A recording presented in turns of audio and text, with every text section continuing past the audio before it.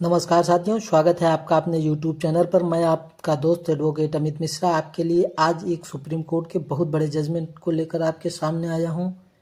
Supreme court का यह judgement पैतृक संपत्ति के बारे में है।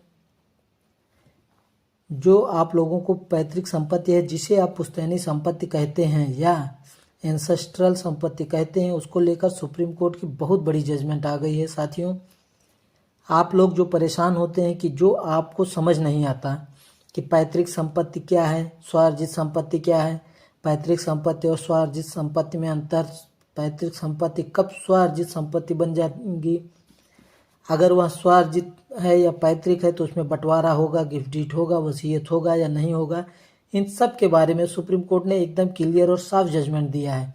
इस वीडियो के माध्यम से मैं आपको इस सारे विषय की संपूर्ण जानकारी दूंगा। आप वीडियो में अंत तक बने रहें। एक संपत्ति पैतृक संपत्ति कब बन जाएगी और अगर वह पैतृक संपत्ति बन जाती है तो उसके अंदर किन किन व्यक्तियों का अधिकार होगा, हिस्सा होगा। परिवार में जो भी झगड़े आपके चल रहे हैं जमीन को लेकर, पैतृक संपत्ति को लेकर, उन सब का निपटारा इस एक जजमेंट के माध्यम से सुप्रीम कोर्ट ने कर दिया। आपको समझ आ जाएगा क्या आपका हक बनता है पैतृक संपत्ति में, क्या नहीं बनता, क्या आप उसे बेच सकते हैं, गिफ्ट डीड कर सकते हैं, वसीयत कर सकते हैं या नहीं। तो दोस्तों, आज हम बात करने वाले हैं पैतृक संपत्ति के बारे में। सबसे पहले आपको ये जानना चाहिए कि संपत्ति क्या होती है। संपत्ति दो प्रकार की होती है, एक पैतृक संपत्ति होती है, एक स्वार्जित संपत्ति होती है। पैतृक संपत्ति का कानून क्या कहता है? अगर कोई संपत्ति 3 पीढ़ियां पुरानी हो, या कुछ लोग कहते हैं 4 पीढ़ियां, उसको हम अभी क्लियर करेंगे, तो वह संपत्ति पैतृक संपत्ति कहलाती है। इसका कॉन्सेप्ट अभी हम क्लियर कर देंगे 3 और 4 वाला। देखिए, प्रॉपर्टी अगर आपके 3 पीढ़ी पहले खरीदी है या 4 पीढ़ी पुरानी हो तो वह पैतृक संपत्ति होगी। मतलब आपके पिता के पिता के पिता, यानी आपके ग्रेट ग्रैंडफादर, यानी परदादा ने जमीन ली हो, परदादा का देहांत हो गया हो तो प्रॉपर्टी आपके दादा के पास आई हो, दादा के देहांत के बाद प्रॉपर्टी आपके पिता के पास आई हो, और पिता के देहांत के बाद प्रॉपर्टी आपके पास आई हो तो वह प्रॉपर्टी पैतृक संपत्ति होगी। लेकिन इसमें सबसे जरूरी और मेन पॉइंट क्या होता है दोस्तों, कि वो संपत्ति बीच में बटी ना गई हो। मतलब आपके पिताजी उनके भाइयों के बीच वो संपत्ति बटी ना हो, या दादा उनके बीच वो संपत्ति बटी ना हो। यदि बीच में वह संपत्ति बट गई, उसका बंटवारा हो गया, तो वह संपत्ति स्वार्जित संपत्ति हो जाएगी।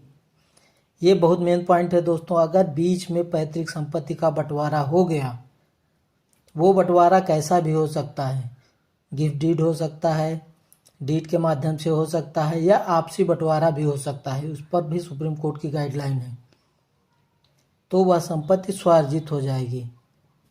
पैतृक संपत्ति आप लोगों को समझ में आ गया होगा दोस्तों कि पैतृक संपत्ति क्या होती है। अब हम आपको बताते हैं कि पैतृक संपत्ति जो होती है उस पर कोई भी व्यक्ति, कोई बच्चा पैदा होते ही उस पर उसका अधिकार हो जाता है। जैसे ही वह पैदा होगा वह उसका हिस्सेदार हो जाएगा। उस संपत्ति को बिना उसकी परमिशन के कोई बेच नहीं सकता।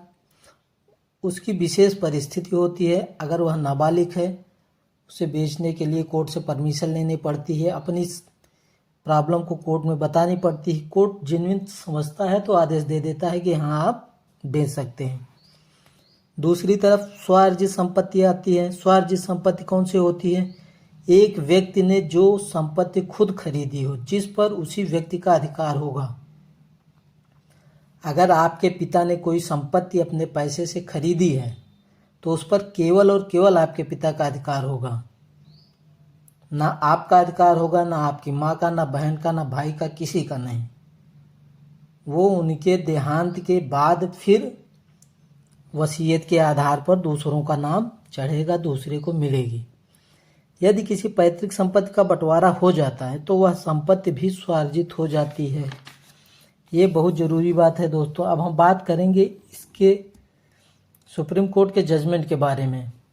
केस टाइटल है अंगादी चंद्रना बनाम Shankar and others, criminal appeal number 5401 of 2025। Judgment date है दोस्तों 22 अप्रैल 2025। इस केस में यही हुआ, एक पैतृक संपत्ति थी, साल 1946 में उसका बंटवारा हो गया और पार्टीशन के बाद पैतृक संपत्ति स्वार्जित संपत्ति बन जाती है।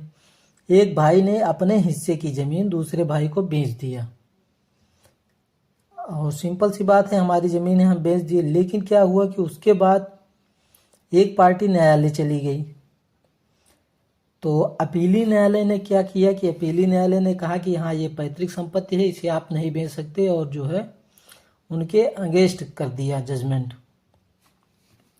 इसके बाद फिर अपील होते हुए हाई कोर्ट के माध्यम से सुप्रीम कोर्ट तक बात गई। अपील देखा जाए और हाई कोर्ट ने दोस्तों जजमेंट दिया था कि 1986 में पार्टीशन डीड बनी और पैतृक संपत्ति बंटवारे के बाद स्वार्जित हो जाती है। इस आधार पर हाई कोर्ट ने कहा कि ये सही जजमेंट है और ये बेच सकते हैं, वह उनकी स्वयं की संपत्ति है। फिर ये बात आगे अपील होते होते सुप्रीम कोर्ट गई। सुप्रीम कोर्ट के सामने दो क्वेश्चन थे, एक क्या पैतृक संपत्ति बंटवारा होने के बाद स्वार्जित हो जाती है, दूसरा कौन सी संपत्ति पैतृक संपत्ति कहलाएगी। सुप्रीम कोर्ट ने यहाँ पर साफ साफ शब्दों में बोल दिया कि अगर पैतृक संपत्ति का बंटवारा हो जाता है तो वह आप लोगों की पैतृक संपत्ति नहीं रह जाएगी, वह फिर स्व अर्जित हो जाएगी और जिसको जो हिस्सा मिलता है वह उसका मालिक होगा। वह चाहे तो उसे बेचे, रखे, गिफ्ट डीड करे, वसीयत करे, ये उसकी टेंशन है। इसमें कोई भी दूसरा व्यक्ति आपत्ति नहीं कर सकता। दूसरी चीज बताई गई कि 3 पीढ़ी पुरानी संपत्ति पैतृक संपत्ति मानी जाएगी। ये दो बड़ी बातें सुप्रीम कोर्ट ने यहाँ पर क्लियर किया। तो साथियों, आपको इस वीडियो के माध्यम से पैतृक संपत्ति और स्वार्जित संपत्ति और सुप्रीम कोर्ट के फैसले के बारे में जानकारी प्राप्त हुई। वीडियो आपको अच्छा लगा हो तो चैनल को सब्सक्राइब कर दें। धन्यवाद।